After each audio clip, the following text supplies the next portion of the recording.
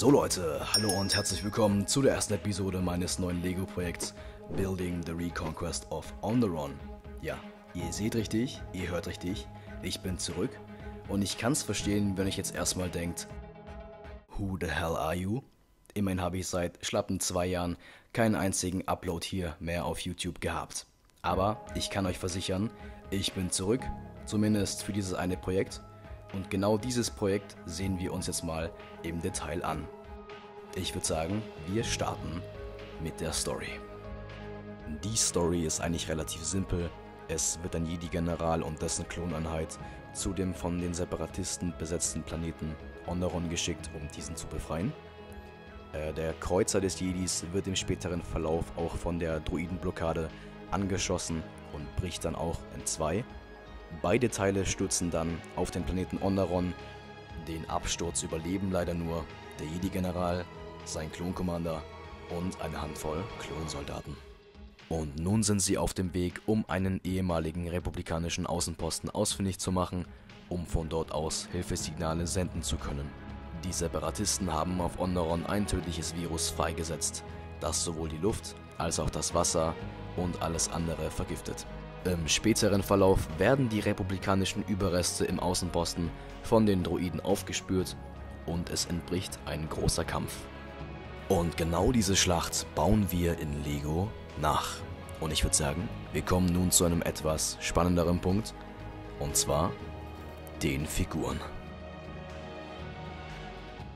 Starten wir auch gleich mit der republikanischen Seite und auch gleich der spannendsten Figur, und zwar dem Jedi-General. Das ist eine Custom-Figur von Firestar Toys, die auch keine Star Wars-Figur ist.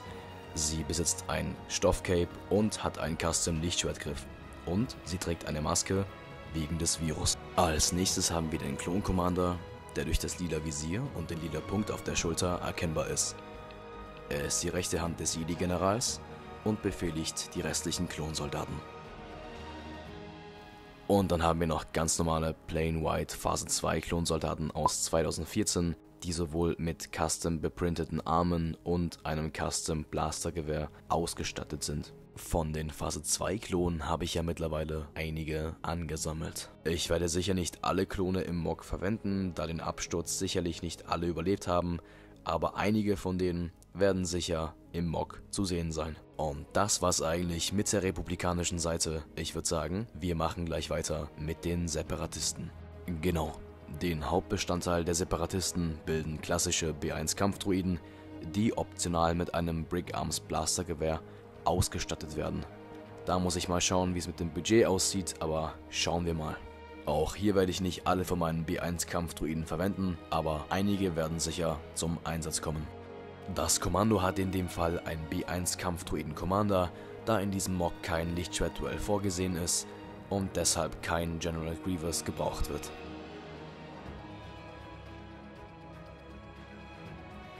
Um die Reihen der Droiden zu verstärken, werden auch robustere B2 Superkampfdroiden in das Mock eingebaut. Sowohl die klassischen Superkampfdroiden als auch die Clone Wars Superkampfdroiden mit den Raketenarmen werden in diesem Mock ihren Einsatz finden.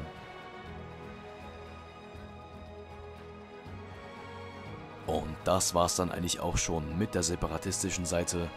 Ich werde eventuell noch den Custom AAT von Brickvault in das Mock einbauen, bin mir da allerdings nicht ganz sicher, ob er so gut in das Mock hineinpasst.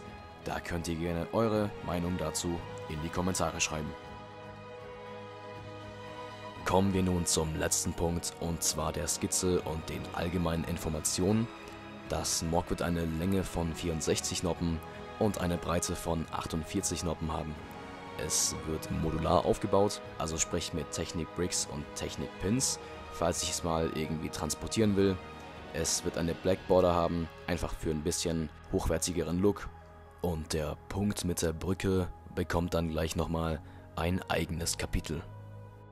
So, jetzt seht ihr mal die Skizze vom Mock komplett. Also wie ihr sehen könnt, haben wir hier einen relativ großen Dschungelteil und das Mock wird eben von diesem etwas verdreckten Fluss in 2 Hälften geteilt. Dann kommen wir schon zu dem Brückenpunkt. Ich bin mittlerweile der Meinung, dass man nicht mehr unbedingt diese Brücke braucht, weil der Fluss eben nicht allzu breit wird. Dementsprechend können die Figuren auch einfach gern durchschwimmen. Das wird nicht so das Problem sein. Auf der anderen Seite haben wir dann schon den Basiseingang, der eben in dem Felsen bzw. in dem Berg eingebaut ist. Und in der Basis haben wir dann eben rechts einen kleinen Hangar, wo eventuell ein paar Brickvault Custom Vehicle wie zum Beispiel Speeder eingebaut werden. Und links die Treppen rauf haben wir dann eine kleine Kommandozentrale. Und das war es eigentlich schon zur Skizze. Ich würde sagen, wir kommen gleich schon mal zu den ersten Baufortschritten. So, starten wir jetzt hier mal mit dem ersten modularen Panel. Also ich rede jetzt einfach mal drauf los und erkläre so, was ich halt mache. Einfach, dass ihr wisst, so was hier eigentlich abgeht. Also hier baue ich eben die ersten Vorbereitungen für die Black Border ein, mit ein paar Brick Modifieds und ein paar verschiedenen Platten in Light Bluish Gray. Dann baue ich eben diese Technik-Bricks auf den Seiten ein, dass von allen Seiten die Modularität bleibt und dass ich eben auf jeder Seite ein neues Panel einfügen kann, beziehungsweise dann dran bauen kann, so wie in dem Fall jetzt hier. Wir starten hier mit der linken Seite, hier wieder das gleiche, für die Black Border eben diese Brick Modifieds einbauen und dasselbe nochmal gespiegelt für die rechte Seite. Also eine relativ einseitige Aufgabe. Dann habe ich die Black Border schon mal vorbereitet und auf Bricklink diese Lego Star Wars bedruckte Fliese in 2x4 mir gekauft. Und ja, das hilft ein bisschen mit der hochwertigen Optik und sieht eigentlich ganz gut aus, wie ich finde. Dann kommen wir auch zu den Seitenverkleidungen von der Black Border. Hier wieder dasselbe wie vorhin schon. Ein paar Brick Modifieds einbauen und befestigen. Und ja, dasselbe auf der anderen Seite. Ja, sieht relativ clean aus, wie ich finde. Und bin ich eigentlich relativ zufrieden damit. Dann eben weiter mit den Technik-Bricks für die Modularität. Und wir können dann auch schon mit den Filler-Bricks starten.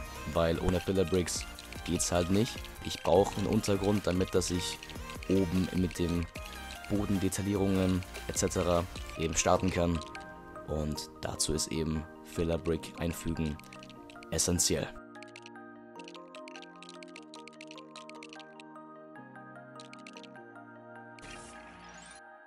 Dann fehlt noch eine wichtige Sache, und zwar der obere Teil der Black Border. Da habe ich relativ lange gebraucht, bis ich die richtigen Fliesen an den richtigen Punkten eben befestigt habe, aber ich war dann eigentlich am Ende ganz zufrieden damit und es sieht relativ clean aus. Aber ich habe hier auch schon ein paar Fliesen nachbestellt, weil ich brauche ja noch einige. Aber dazu komme ich dann im nächsten Haul-Video oder eventuell auch ist der Haul in dem nächsten Update dabei, also schauen wir mal. Genau, dann, ihr kennt es auch schon vom Ride-Off-Projekt, ein bisschen kreativ werden. Ich habe hier eine Lego-Wurzel, so einen Wurzel-Lego-Stein verwendet, um eben so ein bisschen schräg eine wurzelartige Pflanze eben in den Boden einzubauen. Und ja, ein bisschen herumgespielt mit eben ein paar Platten und ein bisschen Snot und ein paar Slopes, also relativ normale Detaillierung einfach.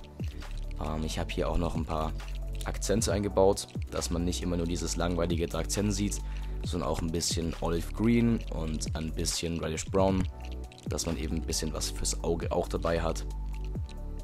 Und das zieht sich eben dann auf alle 3 bisher gebauten Panels. Also eine relativ schlichte Aufgabe, nicht zu schwer, ich glaube man versteht's.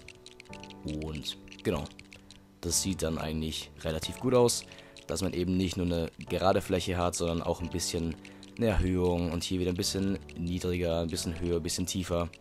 Einfach ein bisschen, was fürs Auge und was euch hoffentlich auch gefällt.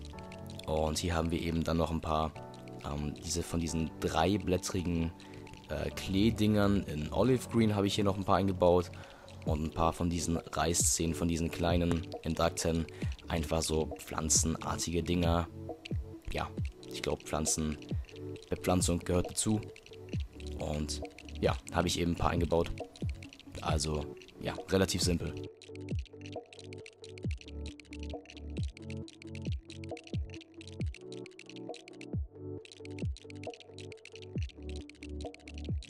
Und das war's mit den ersten 3 fertigen Panels. Es fehlen natürlich noch Palmen bzw. Bäume, aber ansonsten sind wir eigentlich relativ gut durchgekommen. Aber das war's natürlich noch nicht. Dementsprechend starten wir gleich mit dem 4. Panel. Alles klar, es ist an der Zeit, euch das 4. Panel zu präsentieren. Ich habe das jetzt off-camera gemacht, weil es war relativ zeitaufwendig und wir wollen den Videorahmen ja nicht sprengen. Wie gesagt, ich habe es off-camera gebaut, dementsprechend habe ich hier auch schon relativ viel vorgearbeitet. Und wie ihr sehen könnt, starten wir eben mit dem ersten Flussufer, beziehungsweise auch schon mit dem Fluss.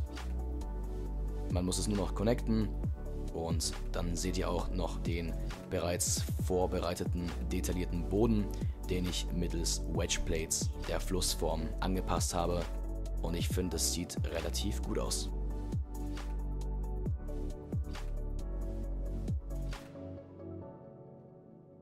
So sieht es eben aus und ihr könnt gerne eure Meinung dazu in die Kommentare schreiben.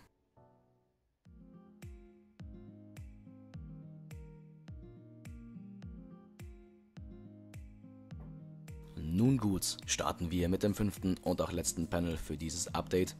Also wie ihr sehen könnt, lasse ich im Hintergrund wieder ein kleines nettes Speedbild laufen. Einfach, dass ihr versteht, worüber ich gerade rede und ihr einfach was Interessantes zum Ansehen habt. Ich weiß auch gerade gar nicht, was ich so für interessante Sachen sagen soll, weil es ist halt immer dasselbe, weil wir bauen halt am Fluss bzw. eben am Flussufer weiter. Also sprich, wir bauen einfach das gleiche wie beim vorherigen Panel. Und ja, aber wir bauen hier mal ein paar schwarze Platten ein, einfach für die Tiefe, dass man denkt, dass der Fluss etwas tiefer geht. Genau. Darauf kommen dann eben diese Trans Light Green und Trans Green Fliesen, dass man eben diesen verdreckten Flusslook hat und darauf dann die Wedge Plates, dass man eben die Form vom Fluss behält, wie sie auch auf der Skizze aufgezeichnet ist. Genau. Und sonst eben klassische normale Detaillierung und ja, wir haben eben hier wieder ein paar Reißzähne und ein paar Kleeblätter eingebaut, ein bisschen Olive Green für die Akzente, ein bisschen Reddish Brown und mehr ist hier eigentlich auch gar nicht dabei. Genau, und wie ihr sehen könnt, von den Fliesen habe ich eben nicht mehr so viele, das heißt, von denen musste ich welche nachbestellen und die sind auch aber hier schon gerade neben mir in den Kartons, also im nächsten Video habe ich dann wieder genug. Genau, und so sieht eigentlich dann das fertige Endergebnis für diese Update-Folge aus. Wir haben in dieser Update-Folge 4,5 bzw. eben 5 Panels geschafft und ich bin eigentlich ganz zufrieden damit und ihr könnt gerne in die Kommentare schreiben, was ihr von dem Projekt haltet, wie ihr es bis jetzt findet und ja. Ich wünsche euch auf jeden Fall einen schönen Morgen, Mittag oder Abend. Lasst gerne ein Like und ein Abo da und wir sehen uns hoffentlich beim nächsten Mal. Haut rein, Leute. Ciao.